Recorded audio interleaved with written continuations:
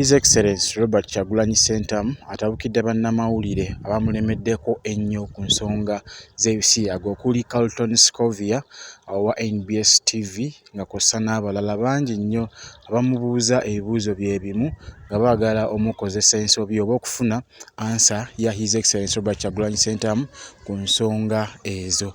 Naye ng'olunaku olwaleero oli ku Babi Television Uganda jjukira nkujjukizeeko nti olunaku olwaleero Honorable Joel Ssenyonyi alondeddwa okubanga nga leader of opposition era nga Honorable Mathias Mpuuga Nsamba ekisanja kye ye kirabika nga kiweddeko olunaku olwaleero era omwiko gwe bagukwasizza muganda waffe Joel Ssenyonyi asobole okubanga akulira opposition mu katufune ebigambo bya His Excellency Robert Kyagulanyi Ssentamu ku nsonga eyo n'oluvannyuma ngenda kubanga nkomawo tweyongereyo.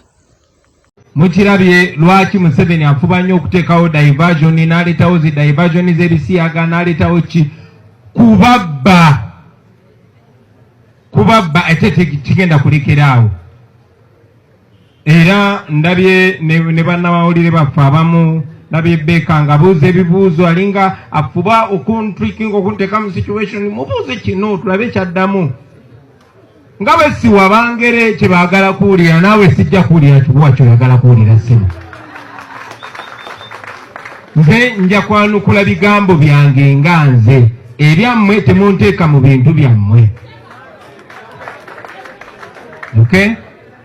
I've said it many times that this law was brought targeting the opposition. Agenda kwogera kimuleke bayogera kino abazungu baba mufuna bayogera kino wakaba muswadde siri mudongo.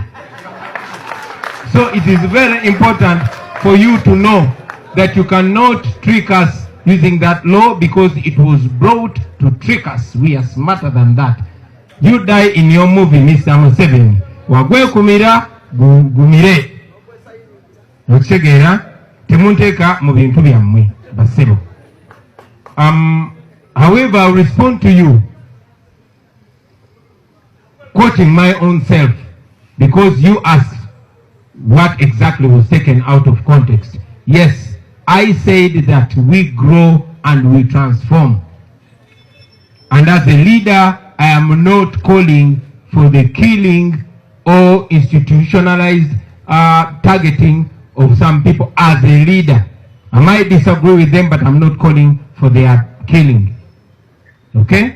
Rachel, njagadde nti making it very clear to you, Sebo. Temunteeka mu bintu byammwe. Carlton Scovia, ekyo ekibuuzo njagala kibuuze ku Andrew Mwenda. Sinze, mukyala wange akutumidde. Njagala mumanyi naye ate neetaaga obbajjukiza. Mulete munywegerere wano maama. Another thing, you said that I said that some of my MPs work with or for Museveni. Don't you know them? Do I need to explain that? You know them. And yes, nabagamba nti ku nsonga eyo ababaka ba parliament nabagamba buli omu agenda akozesa judgment ye ng'omuntu. Akozesa judgment ye ng'omuntu. Abatali ba NUP si nsonga yange. However, sijagaana abantu bonna abapagandisi ba Museveni kuba okoki baleeta kugezaako kinteekako. Nze baali bantaddeko emmundu. Nina emmundu zange 2 ziri eyo bankwata nazo mbu mu hoteri Marua. Nze gwolaba bafubye okugamba nti nsosola mu mawanga ng'omukyala gwennyina n'emikwano gyange gye mumanyiko tekuli Muganda. So bajja kukozesa buli kigambo kyonna naye Katonda kyasazeewo temugenda kistopinga. There's no amount of propaganda that is going to divert us. We want to remove Museveni and we are not going to stop. And the people of Uganda are not fools. They are smarter than that. They can see through all this propaganda.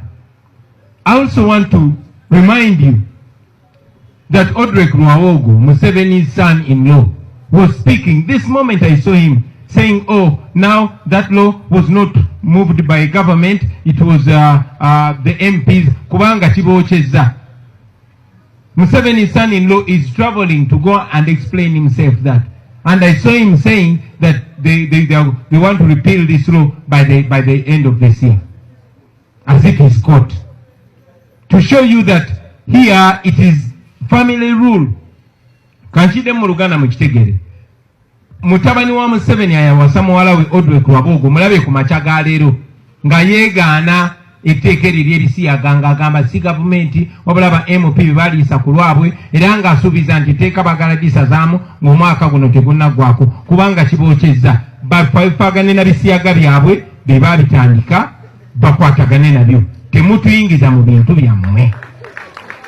His Excellency Robert Kyagulanyi Ssentamu bw'atyo nga bw'abyogedde sigenda kubanga nnakyembyongerezaako wabula kubanga mbeebaza okubanga mwekumidde ku Babi Television Uganda nsonga ku nsonga of course toyama okubanga tuzikutuusaako yonna gy'osinziira bitundu by'eggwanga ebyenjawulo nga kw'ossa ne ku ssemazinga wa Asia yonna gy'osinziira bali mu ggwanga lya America mu United Arab Emirates oba ensi z'Abawalabu abali mu London mwenna tubabuuzaako nnyo mwebali kubanga mutambulira ddala wamu naffe ffe abali ku ground of course toyama okubanga tubatuusaako buli kimu ekitambula naddala mu kibiina kyaffe ekya National Unity Platform era nga olunaku olwaleero katono nnyo Joel Ssenyonyi nga bwe mbadde mbagambyeko alondeddwa okuba leader of opposition mu parliament y'eggwanga lyattu erya Uganda. Honorable Mathias Mpuuga era agezezzaako ko by'akoze abikoze weewaawo waliwo ebimulemye ndowooza Honorable Joel Ssenyonyi agenda kubanga atandikirawo ku nsonga z'okubanja bannayuganda baabuzibwawo okuviira ddala mu kalulu ka 2020 nga kw'ossa n'ebibadde bigenda mu maaso mu ggwanga lyattu erya Uganda waliwo baganda baffe 18 be tukyabanja okuli Ddamulira bangi nnyo bwe tukyabanjizaako ddala nga ye mubamanyi era tugende mu maaso okulaba nga tubanja abantu bano ndowooza Joel Ssenyonyi kyagenda okubanga atandikirako kubanga Honorable Mathias Mpuuga yatandise okukitankana era ebigambo bingi nnyo ebyavaayo awo nti alidde omusimbi gwa Museveni weewaawo tetuyinza kumanya ki ekituufu naye nga okusinziira ku mbeera eyaliwo banga lyamala nga Honorable Mathias Mpuuga Nsamba yeekweka His Excellency Robert Kyagulanyi Ssentamu nga ayagala kugezaako okubanga amubuuza ku ki ekigenda mu maaso mu parliament naddala ku ky'okubanja abantu baffe kubanga baali bakoze akalagaane nti teri kudda mu parliament okutuusa nga bafulumizza abantu abo abaawambibwa mu makomera gye babakweka weewaawo nga bagamba nti teri abakubako kyamulubaale. Kale sigenda kubanga nsukkawo awo ndowooza tusinkane mu vidiyo yaffe n'abeddako atakuumira mpeera girenga abankuumira musule bulungi mweraba.